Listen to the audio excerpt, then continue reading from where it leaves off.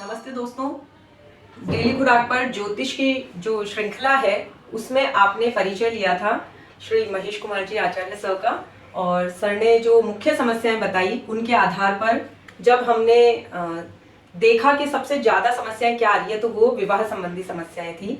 तो सर आप ये बताएंगे कि जो समाज में ये अभी एक विकराल समस्या हुई है, करियर बनाने के लिए बच्चे अपनी उम्र की परवाह नहीं करते, लेकिन जब वो शादी ब्याह की बात चलती है तो क्या समस्याएं, कैसे आप उनका आकलन करते हैं, कैसे आप उनका निराकरण बताते हैं?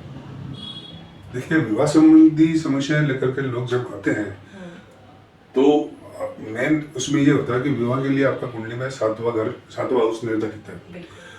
और सातवें हाउस के अतिरिक्त लड़कों के लिए आपको जो शुक्र है कुंडली में, और लड़कियों के लिए जो बृहस्पति है कुंडली में, उसकी स्थिति को देखा जाता है। नंबर 2, नवमास का चार्ट बनता है तो नवमास में उन ग्रहों की पोजीशन क्या, सातवें घर की जो ग्रह का सातवें घर का जो मालिक है ग्रह, उसकी पोजीशन कुंडली में क्या स्थापित है। नवमास में भी इसका अध्ययन किया जाता है और जन्म लग्न में भी इसका अध्ययन किया जाता है कि जो सातवां हाउस है उसका स्वामी जन्म कुंडली के किस स्थान पर विराजित है वो, और इसी तरह से नवमास में वो किस स्थान पर विराजित है। इसके अतिरिक्त शुक्र जो है लड़के का और बृहस्पति लड़के का, उनकी क्या पोजीशन इसमें बनी हुई है। तो उसके लिए आपको सारी चीज उसमें देखनी पड़ती है। तो जैसे आप उन ग्रहों पर किन ग्रहों की दृष्टि पड़ रही है, और शत्रु ग्रह है या मित्र ग्रह है, लोकेशन उनकी क्या है, और दूसरा जैसे आज गोचर में वर्तमान में क्या चल रहा है, गोचर में क्या समय आने वाला है, कौन सा ग्रह गोचर में जाकर के और इसके लिए जो है वो योग बनाता है। और अगर योग नहीं बन रहे लंबे समय से तो इस स्थिति में कुछ दोष या उपायों का निराकरण भी करना होता है। तो उसके लिए जो है वो आपके उनके उपायों को बताया जाता है लोगों को कि आप इस दोष के लिए ये निवारण कर दीजिए। जैसे सपोज करिए आपके सातवें घर से संबंधित कोई राहु का संबंध है और राहु भी कोई बहुत अच्छी जगह बैठ करके सातवें घर के मालिक को नहीं देख रहा है, तो उसके निवारण के लिए तो राहु के और जो शुक्र है या उस ग्रह का जो मालिक है उनके भी उसमें वो है कि दोनों ग्रहों का निवारण करने के लिए दोनों ग्रहों के अलग अलग उपाय किए जाते हैं। तो उससे आपके ऊपर ग्रह का बल जो होता है वो थोड़ा सा पहले से स्ट्रॉन्ग हो जाता है उपाय करने के बाद। तो उस स्थिति में फिर हो सकता है कि विवाह का योग बने अपने। तो ऐसा कहते हैं कि अगर जातक की कुंडली में मंगल है तो उसका जो वर या वधू का चयन करें वो भी मांगलिक ही हो। तो देखिए, मंगल का जहाँ तक सवाल है तो ज्योतिष में क्या है कि जो भी है तो उनका एक प्रकार से सभी बातों का निराकरण कहीं ना कहीं किसी स्थिति में है। मंगल के भी 8-10 कम से कम वो बिंदु है जिनसे उनका निराकरण है। और जैसे मंगल, और वैसे प्राय ये देख लिया था कि अगर मंगल किसी लड़के की कुंडली में है तो हम तो जो है ये मानते हैं कि अगर वहां पर शनि और राहु क्रूर ग्रह अगर वहां आ जाता है उसी स्थान पर, जिस स्थान पर मंगल है, लड़के का अगर उस स्थान पर मंगल है तो बच्चे की कुंडली में अगर वो आ जाता है शनि राहु उस स्थान पर, तो मेरे हिसाब से मंगल का काफी निवारण हो जाता है इसमें। तब लोगों ने क्या गुण मिलान करके नाड़ी दोष बता दिया, तो नाड़ी दोष में भी आकलन करके देखा जाता है कि अगर दोनों की राशि एक है और नक्षत्र अलग अलग है तो उस पोजीशन में नाड़ी दोष का रिमूवल हो जाता है, नाड़ी दोष नहीं रहता। और अगर मान लो नक्षत्र एक है और राशि अलग अलग है तो भी नाड़ी दोष नहीं रहता है। तो इस तरह के कुछ बिंदु है, उनकी भी जानकारी इस संबंध में रख करके और उसका आकलन करके और उसके बाद में ही कोई उपाय होगा वो बताया जाता है। और सर ऐसा भी कहा जाता है 28 साल की उम्र के बाद मंगल प्रभावी नहीं रहता, तो क्या उसके बाद मिलान नहीं करना चाहिए? देखिए, मंगल तो प्रभावी रहेगा, एक जनरल कंसेप्ट है, जनरल धारणा हो गई है कि 28 साल की उम्र के बाद जब नहीं मिल रहा है, नहीं हो रहा है तो लोग ये कह करके कर लेते हैं। लेकिन देखिए, मंगल से जो कुंडली में आपकी जगह स्थापित हो गया तो वो तो इफेक्टिव रहेगा आप पर। तो उसको भी है कि भाई आफ्टर मैरिज भी कई बार क्या होता है कि अजानकारी के कारण से मतलब कुंडली नहीं दिखाई या वो नहीं किया तो उस जानकारी के हिसाब से शादी हो जाती है। तो फिर बाद में जब किसी एस्ट्रोलॉजर के पास जाते हैं तो वो ये कहता है आपने तो मंगलिक दोष था, आपने मंगलिक लड़का नहीं दिखा, अब ये मंगलिक लड़की है। तो अब उस स्थिति में जो है पूजा पाठ है तो पूजा पाठ से उनका निराकरण हो जाता है। वो मंगल का उस टाइम भी पूजा पाठ से निराकरण हो जाता है, शादी होने के बाद भी निराकरण करते हैं लोग, हो जाता है, होता भी है, ये देखा हमने।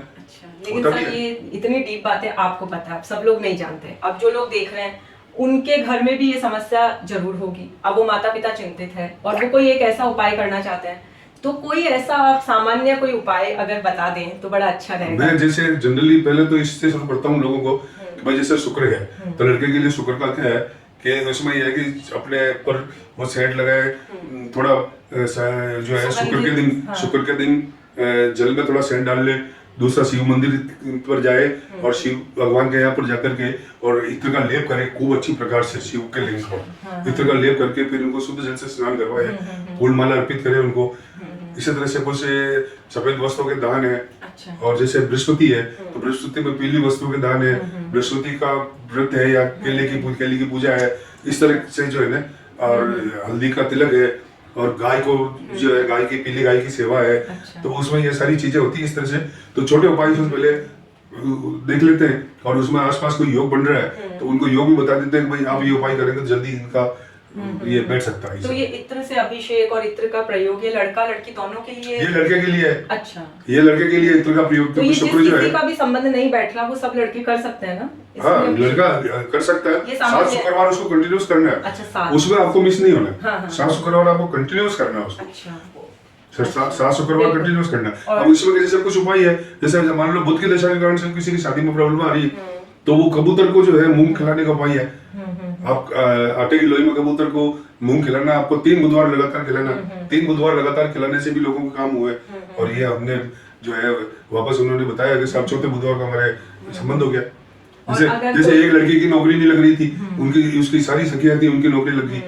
तो वो जब आए मेरे पास के साहब ये इसकी जो सारी फ्रेंड्स है उनकी नौकरी लग गई, इसकी नहीं लगी। तो मैंने एक बहुत ही छोटा सा उपाय बताया। तो मैंने कहा आप गुरुवार को ये उपाय कर लो, उस बच्चे के लिए, उस बच्ची के हाथ से ये उपाय करवा दो। और बहुत ही सिंपल उपाय था। तो वही पीली गाय को आपको चने की दाल और गुड़ और रोटी में मिला करके और उसको अपने हाथ से बड़े से प्रेम गाय को जो है खिलाना था। और ये जोग ऐसा बैठा उस बच्ची का कि अगले गुरुवार तक उसकी नौकरी लग गई और बढ़िया जगह लग गई। जैसे आज के एपिसोड में हम विवाह संबंधी समस्या का ही वो कर रहे हैं, तो लड़कियों के लिए, जैसे लड़के के लिए आपने शिव जी का इत्र से अभिषेक बताया, जल को सुगंधित वो करके अभिषेक करें। देखो लड़की के जो कुंडली है उसको देख करके आप आकलन कर सकते हो। अच्छा। कि पोजीशन क्या है। जैसे मैं आपको बताऊं कि एक मेरे को कुंडली आई थी तो उसमें दोनों जुड़वा बहन थी, 1 मिनट का दोनों के इसमें डिफरेंस था, और सेम ग्रह थे, सेम सारी ग्रहों की डिग्रियां थी। अब जब मेरे पास ये अध्ययन के लिए आई तो मैंने कहा जब सारी पोजीशन सेम है तो इस लड़के के 2.5 साल नीले की होगा दूसरे वाली के। तो मैंने जाकर के उसके 9 मास देखा। अब 9 मास में क्या हुआ कि 1 मिनट में जाकर के परिगणना जो है चेंज हो जाती है, और चेंज होने से चंद्रमा 7वें घर की जगह उसके 8वें घर में चला गया। और 8वें घर में जैसे ही चंद्रमा गया तो वो 8वें घर में चंद्रमा जाने के बाद में उसको थोड़ा 8वें घर का दोष हो गया चंद्रमा को, तो उसके शादी में डिले हो गया। जब उसको चंद्रमा के लिए छोटा सा उपाय बताया और ये कहा कि शिव का जाकर के सोमवार को और सफेद चावल दूध में डाल के अर्पित करना और शिव का व्रत करना सोमवार को भगवान शिव का, और जो है वो ये दूध का अभिषेक करके और शुद्ध जल से शिव को स्नान करा के और आप उस पर चंदन का लेप करके फिर घर पे आओ। तो वो एक ही सोमवार में उसका काम हो गया, जैसे ही वो हुआ। और कुछ जो भी जो है वो अनुरूप उसके बैठ गया वो। तो उपाय तो करने से वही ना, और अगले की माता पिता को भी सेटिस्फेक्शन हुआ, भाई मेरी बच्ची को एक उपाय छोटा बताया और इससे ये हुआ। तो अब नमाज पर जब गए तो पता लगा कि इसका जो चंद्रमा है उसकी पोजीशन चेंज हो गई है। पहली वाली लड़की का चंद्रमा बिल्कुल 7वें घर में था एग्जैक्टली, और उसके चेंज होते ही वो सारा इसका इफेक्ट हो गया 2.5 साल का। तो ये इस तरह से ग्रहों में वो होती है।